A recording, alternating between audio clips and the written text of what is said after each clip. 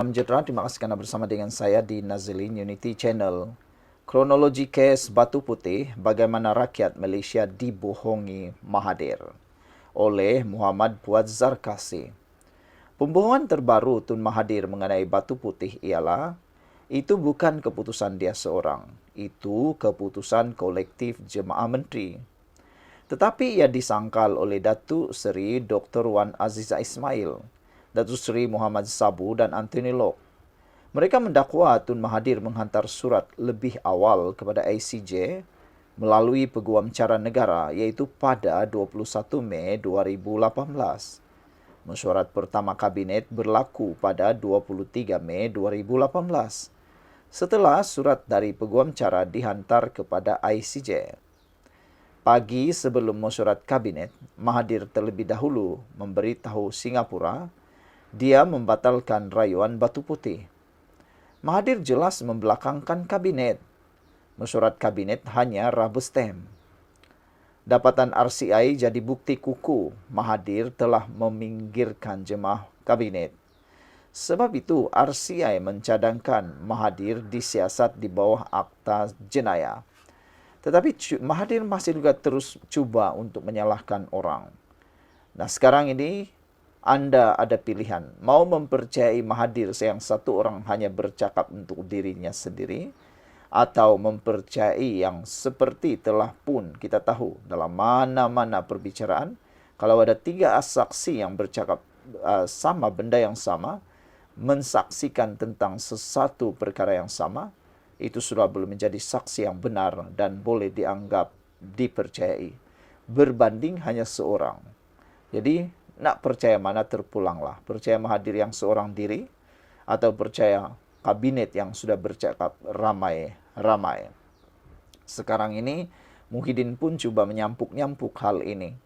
Jadi sekarang ini kita nak tahu pula, adakah Muhyiddin berani menafikan apa yang dinyatakan oleh 3 orang bekas menteri itu, iaitu Wan Azizah, Anthony Lok dan juga Mat Sabu.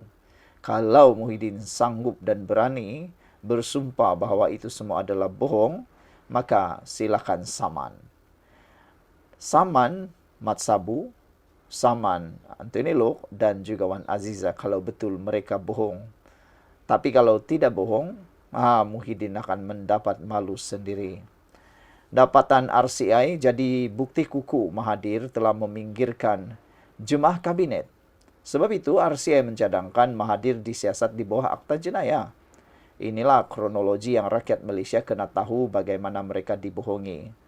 Pada 23 Mei 2008, ICJ putuskan Batu Putih milik Singapura. Pada 2 Mei 2017, Malaysia memfailkan semakan semula keputusan 2008 kerana ada bukti baru rayuan boleh dibuat dalam tempoh 10 tahun. Pada 9 Mei 2018, kerajaan BN tumbang. Pada 10 Mei 2018, Tun Mahathir dilantik Perdana Menteri yang ke-7. Pada 13 Mei 2018, mesyuarat Council of Elders. Pada 14 Mei 2018, Tan Sri Muhammad Apandi Ali, Peguam Negara diarah bercuti, forced leave, iaitu 4 hari selepas Mahathir jadi Perdana Menteri yang ke-7. Peguam Cara Negara Datuk Engku Nur Faizah memangku jawatan AG.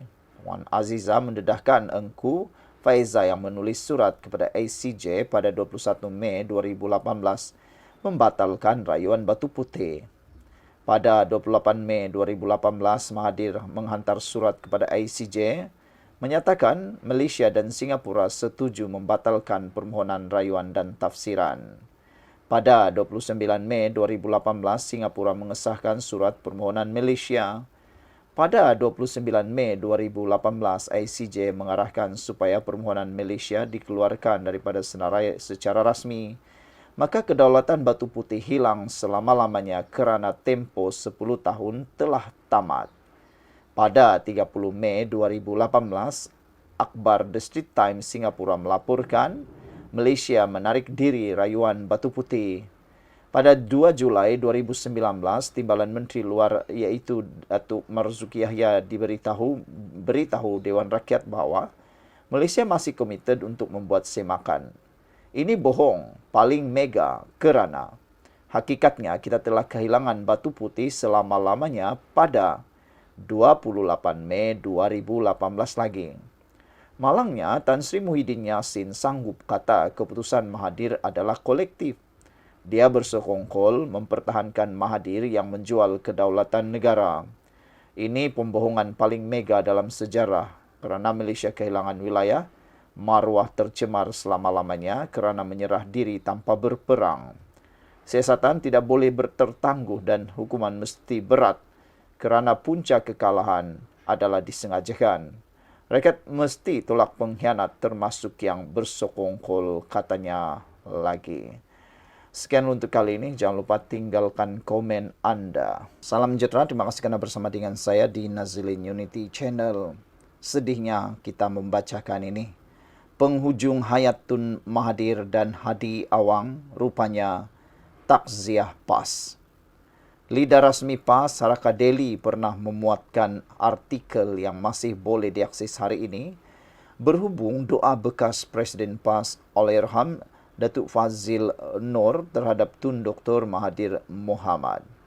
Doa almarhum Datuk Fazil Nur supaya Tun panjang umur untuk Tun lihat sendiri kerosakan yang dia buat, alhamdulillah makbul. Tulis Nasir Abdullah yang diterbitkan pada 16 September 2019. Ketika itu Kerajaan Persekutuan diterajui Datuk Seri Anwar Ibrahim melihat Mahathir dilihat tersenyum bergambar di sebalik atau di sebelah Presiden PAS Tan Sri Hadi Abdul Awang. Penghujung hayat Tun M dengan Hadi Awang rupanya takziah PAS, komen pemerhati politik Syam Gaz. Rata-rata netizen juga berpendapat Mahathir dan Hadi mempunyai persamaan, termasuk seorang dikenali umum gemar menyebut kafir dan mati syahid, manakala seorang lagi sebut sesat dan mati katak. Tidak kurang juga mendoakan agar Malaysia sentiasa diberkati dan dilindungi Allah daripada pemimpin yang hanya gilakan kuasa. Semoga Allah melindungi tanah air Malaysia ini. Lindungilah pemimpin kami, Anwar Ibrahim, dari musibah dan malapetaka angkara mereka yang gilakan kuasa, kata pengguna X. Saudara-saudara sekalian, ini memang satu kejutan yang luar biasa. Doa arwah Fazil Nur, mantan Presiden PAS, buat Mahathir supaya Mahathir ini panjang umur untuk dia lihat apa kemusnahan yang dia dah buat masa dia jadi Perdana Menteri dulu, nampaknya satu persatu jadi.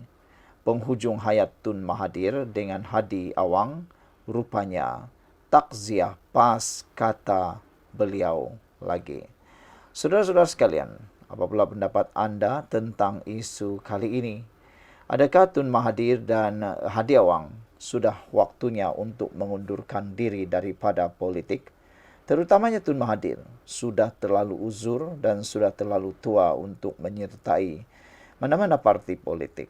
Beliau patut mengetahui had umur, limit dia untuk bersama di dalam dunia. Beliau perlu mula memikirkan akhirat. Tapi Tun Mahathir masih tak letih-letih lagi. Beliau tetap bercampur tangan dalam politik Malaysia. Tapi akhirnya kini beliau pula dalam masalah yang besar apabila RCI Batu Putih mula mengusurkan supaya satu siasatan jenayah berkaitan RCI Batu Putih boleh dimulakan terhadap Tun Mahathir.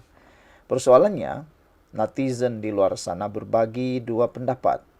Ada pendapat yang kata Tun Mahathir tidak patut dianiaya seperti itu untuk dimasukkan dalam siasatan jenayah.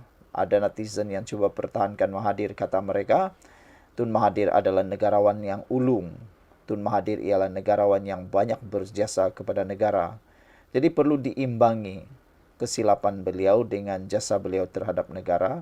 Boleh diimbangi, kata mereka. Tetapi satu pihak netizen lagi mengecam pendapat tersebut. Mereka kata,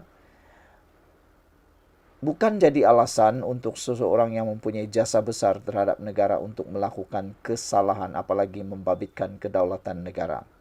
bukanlah menjadi lesen terhadap seorang yang mempunyai jasa kebaikan terhadap seseorang atau negara, boleh dihalalkan. Apa pendapat kamu pula tentang isu itu? Patutkah Tun Mahathir disiasat? Atau patutkah Mahathir dilepaskan saja kerana beliau adalah negarawan Malaysia yang banyak menyumbang? Tinggalkan komen anda.